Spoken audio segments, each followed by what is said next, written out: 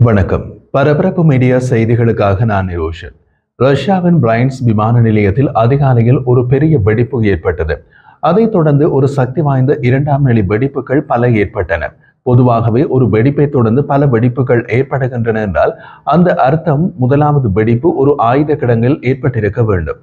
ஆயுத கிடங்கில் உள்ள ஆயுதங்கள் மற்றும் வெடிப்பொருட்கள் தொடர்ந்து வெடிக்கும் போது பல வெடிப்புகள் கேட்கும்.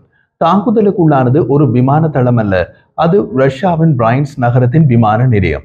ஒரு காலத்தில் இந்த விமான நிலையம் சிவிலியன் பாவனைக்கான விமான நிலையமாக இருந்தது. ஆனால் உக்ரைன் மீதான ரஷ்யா முழு அளவிலான படையெடுப்பின் ஆரம்ப நாட்களிலிருந்து இராணுவ நோக்கங்களுக்காக மட்டுமே அந்த விமான நிலையம் பயன்படுத்தப்படுகிறது. காரணம், ரஷ்யாவின் பிரைன்ஸ் பிராந்தியம் உக்ரைனின் எல்லைக்கோடு உள்ளது. அதனால் ரஷ்யாவில் வெவ்வேறு பகுதிகளில் இருந்து கொண்டு வரப்படும் ஆயுதங்கள் மற்றும் வெடிப்பொருட்கள் ரஷ்யாவின் பிரைன்ஸ் விமான நிலையத்தில் சேகரித்து வைக்கப்பட்டு அதன் பின் உக்ரைனின் ரஷ்ய ஆக்கிரமிப்பு பகுதியில் உள்ள ரஷ்ய துருப்புகளுக்கு போர் புரிய அனுப்பி வைக்கப்படும். அதனால் அந்த ஆயுத விநியோக மையத்தில் உக்ரைன் தனது கைவரிசையை காட்டியுள்ளது. ரஷ்யாவுக்குள் பல ஆயுத கிடங்குகள் வெவ்வேறு காலகட்டங்களில் உக்ரைன் தாக்குதல்களில் சிக்கியுள்ளன. எனவே இது அப்படியொன்றும் புதிய விஷயம் அல்ல. ஆனால் பிரைன்ஸ் விமான நிலையத்தில் அதிகாலையில் ஏற்பட்ட இரண்டாம் நிலை வெடிப்புகளின் தன்மை புதியது. அப்போது படமாக்கப்பட்ட ஒரு காணொலியை பார்த்தபோது வெடிப்பில் அந்த வித்தியாசமான தன்மை தெரிந்தது. வெடிப்பின் தன்மையை கருத்தில் கொண்டு திட எரிபொருள் ஏவுகணையை வெடிப்பது பற்றி நாங்கள் பேசுகின்றோம்.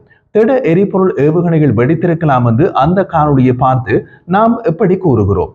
திரவ எரிபொருள் ஏவுகணைகளைப் போலன்றி திட எரிபொருள் ஏவுகணைகள் எரிபொருள் விநியோக அமைப்பை கொண்டிருக்கவில்லை. அதற்கு பதிலாக திட எரிபொருள் ஆக்சிஜனேற்றி கலவையை பயன்படுத்துகின்றன. திட எரிபொருள் ஏவுகணை வெடிப்பின் முக்கிய அம்சம், திட எரிபொருள் ஏவுகணைகள் கட்டுப்படுத்தப்பட்ட முறையில் எரியும் வகையில் வடிவமைக்கப்பட்டுள்ளன. அது அந்த ஏவுகணையின் வெடிப்பு முனை இலக்கில் மோதி வெடிக்கும் போது ஏற்படும். ஆனால் ஏவுகணையின் வெடிப்பு முனையில் புறக்காரணி, அதாவது மற்றொரு வெடிப்பொருள் வெடிப்பதை அடுத்து வெடித்தால் அவை வன்முறையில் வெடிக்கும். அதாவது வளமையாக கட்டுப்படுத்தப்பட்ட முறையில் எரியும் வெடிப்பு கட்டுப்பாடற்ற முறையில் பறந்து எரியும். ஏவுகணையின் உந்து சக்தி அதிகப்படியான அதிர்ச்சிக்கு ஆளாவதால் அது விரைவான மற்றும் கட்டுப்பாடற்ற எரிப்புக்கு வழிவகுக்கும்.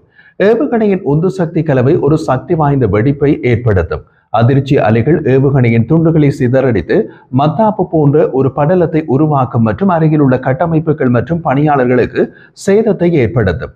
காணொலியில் தெரிந்த அந்த தோற்றத்தின் தன்மையை வைத்தே அது திட எரிபொருள் ஏவுகணை வெடிப்பு என்று குறிப்பிடுகின்றோம். திட எரிபொருள் ஏவுகணை வெடிப்பதாக இருந்தால் ரஷ்யாவின் ஆயுத கிடங்கில் இருந்தவை விலை உயர்ந்த மற்றும் அதிக பாதிப்பை ஏற்படுத்தும் பாலிஸ்டிக் ஏவுகணைகள் அல்லது பல பாலிஸ்டிக் ஏவுகணை அமைப்புகள் என்று எடுத்துக் கொள்ளலாம்.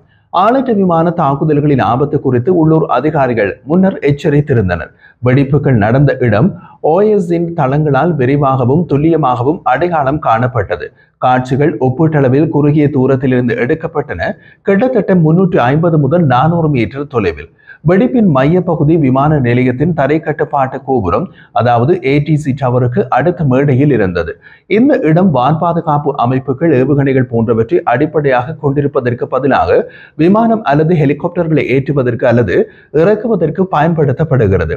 விமான நிலையத்தின் ஏப்ரல் ஹெலிகாப்டர்களுக்கு மட்டுமே பயன்படுத்தப்பட்டுள்ளது என்பதை காட்டும் சமீபகால புகைப்படங்களின் பகுப்பாய்வு மூலம் இது உறுதிப்படுத்தப்பட்டுள்ளது. சரியாக என்ன வெடித்தது என்பது தெளிவாக தெரியவில்லை. ஆனால் காணொளி ஒரு பெரிய வெடிப்பு மட்டுமல்ல, தொடர்ந்து பல பெரிய வெடிப்புகளையும் காட்டுவதால் அது ஒரு ஒற்றை ஏவுகணை வெடிப்பு அல்ல, மாறாக ஒரு தொகுதி ஏவுகணைகளின் வெடிப்புகளாக இருக்கலாம். வெடிப்பொருட்களின் அளவு மற்றும் எடையை கருத்தில் கொண்டு அது விமான நிலையத்திற்கு ஹெலிகாப்டர் மூலம் வழங்கப்பட்டிருக்கலாம் என்று எடுத்துக் கொள்ளலாம். பெரும்பாலும் பல Mi-8 ஹெலிகாப்டர்கள் அல்லது ஒரு கனரக ஹெலிகாப்டர் Mi-26 மூலம் விமான நிலையத்திற்கு கொண்டு செல்லப்பட்டிருக்கலாம். அதே நேரத்தில் Mi-26 கனரக ஹெலிகாப்டரை ரஷ்ய விமானப்படை இஸ்கந்தர் மொபைல் குறுகிய தூர அமைப்புக்கான பாலிஸ்டிக் ஏவுகணைகளை அல்லது S-400 தரையிலிருந்து வான் இடைமறைப்பு ஏவுகணைகளை கொண்டு செல்ல பயன்படுத்துவது வழக்கம். ஜூன் 6ஆம் தேதி இரவு உக்ரைனும் ரஷ்யாவும் தாக்குதல்களை பரிமாறிக்கொண்டு நீண்ட நேர தாக்குதல் பிரைன்ஸ்கில் ரஷ்ய போக்குவரத்து விமானங்களை அழிப்பதில் தொடங்கியது. இது அற்புதமான வெடிமருந்து வெடிப்புடன் முடிந்தது. அதனால் ரஷ்யாவின் பிரைன்ஸ் விமான நிலையத்தில் அதிகாலையில் ஆயுத கிடங்கில் வெடித்தவை இஸ்கந்தர் அல்லது S-400 வான் பாதுகாப்பு அமைப்புகளில் பயன்படுத்தப்படும் ஏவுகணைகளாக இருக்கலாம். இது ரஷ்யாவுக்கு ஒரு கணிசமான இழப்பு தான். இரவில் உக்ரைன் பல ரஷ்ய ராணுவ இலக்குகளையும் தாக்கியது. ரஷ்ய தந்திரோபாய விமான போக்குவரத்துக்காக எரிபொருளை சேமித்து சேமித்து வைக்கும் எங்கெல்ஸுக்கு அருகில் உள்ள கிறிஸ்டல் எண்ணெய் கிடங்கின் மீது நடத்தப்பட்ட தாக்குதல் பற்றி நாம் சில மணி நேரத்திற்கு முன் பரபரப்பு மீடியா யூடியூப் சேனலில் காணொலி ஒன்றை வெளியிட்டிருந்தோம். ரஷ்ய தந்திரோபாய விமான போக்குவரத்துக்காக எரிபொருளை சேமித்து வைக்கும் எங்கெல்ஸுக்கு அருகில் உள்ள கிறிஸ்டல் எண்ணெய் கிடங்கின் மீது நடத்தப்பட்ட தாக்குதல் பற்றி நாம் சில மணி நேரத்திற்கு முன் பரபரப்பு மீடியா யூடியூப் சேனலில் காணொலி ஒன்றை வெளியிட்டிருந்தோம். அந்த தாக்குதலின் பின் ரஷ்யாவின் தாம்போவ் பிராந்தியத்தின் மிச்சுரின் நகரில் உள்ள ஜேஎஸ்சி புரோகிரஸ் மீது உக்ரைனின் வெற்றிகரமான தாக்குதல் நடத்தப்பட்ட தகவல்களும் உள்ளன. ஜேஎஸ்சி புரோகிரஸ் என்ற ரஷ்ய நிறுவனம் விமான போக்குவரத்து மற்றும் ஏவுகணை தொழில்நுட்பத்திற்கான கூறுகளை வழங்குவதில் நிபுணத்துவம் பெற்றது. ரஷ்யா இதையொட்டி உக்ரைனின் நகரங்களை குறிவைத்து மற்றொரு தாக்குதலை நடத்தியது. உக்ரைனின் லுட்ஸ்க் மற்றும் உக்ரைனின் பிற நகரங்களில் உள்ள குடியிருப்பு கட்டடங்களை தாக்கியது. உக்ரைனுக்கு எதிரான இரவு தாக்குதலில் ரஷ்யா 400க்கும் மேற்பட்ட ஆளற்ற விமானங்கள் மற்றும் 40க்கும் மேற்பட்ட குரூஸ் மற்றும் பாலிஸ்டிக் ஏவுகணைகளை பயன்படுத்தியதாக முன்னதாக தெரிவித்திருந்தோம். அதற்கு பின் ரஷ்யாவின் இந்த தாக்குதல்கள் வந்தன. மொத்தத்தில் இன்று அதிகாலை உக்ரைன் போரில் இருதரப்பும் மாறி மாறி குறுகிய காலத்தில் பல தாக்குதல்களை நடத்திய அதிகாலையாக இது மாறியது. ரஷ்யா இப்போது தமது நாட்டுக்குள் பாதுகாப்பு ஏற்பாடுகளை அதிகரிக்க வேண்டிய கட்டாயத்தில் உள்ளது. ராணுவ தளங்கள் மற்றும் ராணுவ சொத்துக்களுக்கு மட்டுமல்ல, ஒட்டுமொத்தமாக நாடு முழுவதிலும் பாதுகாப்பு ஏற்பாடுகளை அதிகரிக்க வேண்டிய கட்டாயம் ஏற்பட்டுள்ளது. அதற்கு காரணம், கடந்த ஞாயிற்றுக்கிழமை ரஷ்யாவுக்குள் எல்லையில் இருந்து மிக தொலைவில் உள்ள விமான தளங்களில் உக்ரைன் நடத்திய ஆபரேஷன் சிலந்தி வலை தாக்குதல்கள். ஜூன் 1ஆம் தேதி நவீன ராணுவ வரலாற்றில் மிகவும் துணிச்சலான நடவடிக்கைகளில் ஒன்றை உக்ரைன் மேற்கொண்டது.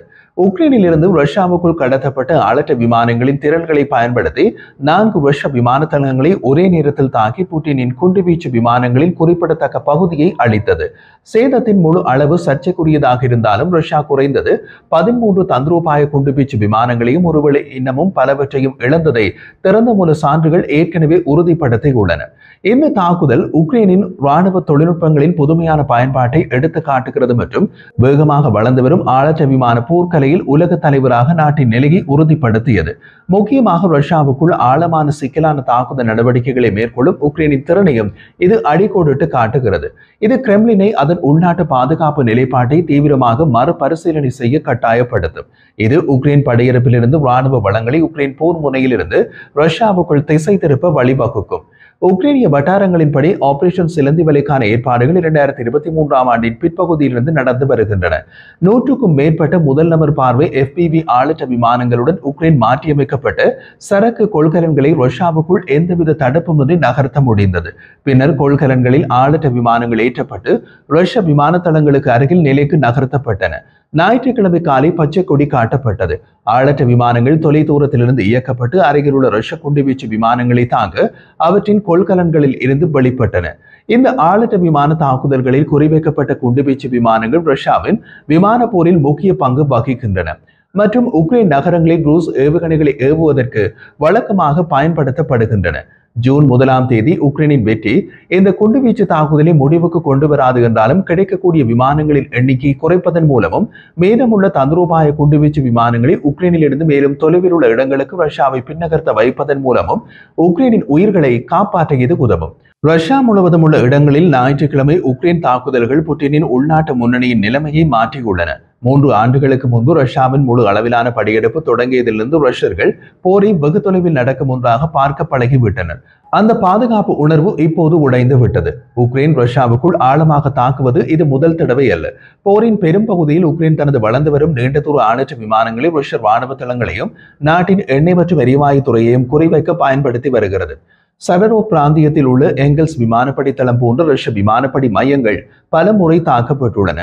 உக்ரைன் அதன் சொந்த ஆளற்ற விமான திறன்களை வளர்த்துக் கொண்டுள்ளதால் உக்ரைனின் தாக்குதல்கள் வேகம் பெற்றுள்ளன. இந்த பெருகி வரும் திறமை சர்வதேச அளவில் கவனிக்கப்படாமல் போகவில்லை. உண்மையில் மே 9ஆம் தேதி நடந்த சமீபகால வெற்றி தின அணிவகுப்பின் போது மாஸ்கோவை தாக்குவதை தவிர்க்குமாறு சீனா உக்ரைனை கேட்டுக்கொண்டதாக கூறப்படுகிறது. ஏனெனில் ரஷ்யர்களால் வெற்றி தின அணிவகுப்பை பார்க்க வருகை தரும் சீன தலைவருக்கு போதுமான பாதுகாப்பை வழங்க முடியுமா என்ற சந்தேகம் சீனாவுக்கு ஏற்பட்டிருக்கலாம். ஞாயிற்றுக்கிழமை நடவடிக்கை புட்டினின் படையெடுப்பை ரஷ்யாவிற்குள் கொண்டு வருவதற்கான உக்ரைனின் முயற்சிகளில் ஒரு புதிய கட்டத்தை குறிக்கிறது. ரஷ்ய கூட்டமைப்பு முழுவதும் அதிக எண்ணிக்கையிலான ஆளற்ற விமானங்களை மறைமுகமாக நிலைநிறுத்தி அவற்றை தொலைதூரத்தில் செயல்படுத்துவதன் மூலம் உக்ரைன் எச்சரிக்கை இல்லாமல் எங்கும் தாக்கும் திறனை வெளிப்படுத்தியது. இதன் விளைவுகள் தொலைநோக்குடையவை. ரஷ்யா இப்போது நாடு முழுவதும் உள்ள ஒவ்வொரு இராணுவ தளம், இராணுவ தொழில்துறை தளம், கட்டளை மையம் மற்றும் போக்குவரத்து மையத்திலும் பாதுகாப்பை அதிகரிக்க வேண்டும். ராணுவ உள்கட்டமைப்பை சுற்றியுள்ள தற்காப்பு நடவடிக்கைகளை அதிகரிப்பதோடு மட்டுமல்லாமல் ரஷ்யா தமது நாட்டின் எல்லைகளில் மேலும் சோதனைகளை அறிமுகப்படுத்த வேண்டிய கட்டாயம் ஏற்பட்டுள்ளது. அதே நேரத்தில் உக்ரைன் மேலும் நூற்றுக்கணக்கான ஆளற்ற விமானங்களை ஏற்கனவே ரஷ்யாவுக்குள் கடத்தி சென்று மறைத்து வைத்த பின்னரே ஞாயிற்றுக்கிழமை தாக்குதலை நடத்தியிருக்கலாம் என்ற சாத்தியமும் உள்ளது. அதனால் ரஷ்யா தனது நாட்டில் ஐரோப்பாவின் கிழக்கு எல்லையிலிருந்து பசிபிக் பெருங்கடல் வரை நீண்டு கொண்டிருக்கும் முடிவற்ற நெடுஞ்சாலைகளில் உள்ள அனைத்து நடவடிக்கைகளையும் உன்னிப்பாக கண்காணிக்க வேண்டி இருக்கும். இது ஒரு பயங்கரமான தளவாட கனவு. உதாரணமாக உக்ரைன் தாக்குதலின் பின் ரஷ்யாவுக்குள் அனைத்து சரக்கு கொள்கலன்களையும் இப்போது சந்தேகத்துடன் நடத்த வேண்டும். மேலும் உக்ரைனிய ஆளற்ற விமானங்களை தேடுவதில் பதற்றமடைந்த ரஷ்ய அதிகாரிகள் ட்ரக்களை ஆய்வு செய்வதால் ரஷ்யா முழுவதும் உள்ள இடங்களில் வேதி தடைகள் உருவாகி வருவதாக ஏற்கனவே தகவல்கள் வந்துள்ளன. ரஷ்யாவின் மிகப்பெரிய பரப்பளவை கருத்தில் கொண்டு உக்ரைனின் தந்திரோபாயங்களால் ஏற்படும் அச்சுறுத்தலை நிவர்த்தி செய்வது உண்மையிலேயே ஒரு கடினமான வேலை. ரஷ்யாவின் பெரிய அளவிலான பிராந்திய தன்மை பாரம்பரியமாக நாட்டின் மிகப்பெரிய பலங்களில் ஒன்றாக கருதப்பட்டது. உக்ரைன் புதிய வடிவ போர் இப்போது இந்த அளவை ஒரு பெரிய பலவீனமாக மாற்றக்கூடும். ரஷ்யாவுடனான போரில் உக்ரைனின் கையில் எந்த சீட்டும் இல்லை என்று அமெரிக்க ஜனாதிபதி டொனால்ட் ட்ரம்ப் பல முறை கூறினார். அதனால் தான் உக்ரைன் ஜனாதிபதி செலன்ஸ்கி ஆளற்ற விமானங்களின் சீட்டை விளையாடி காட்டி இருக்கலாம்.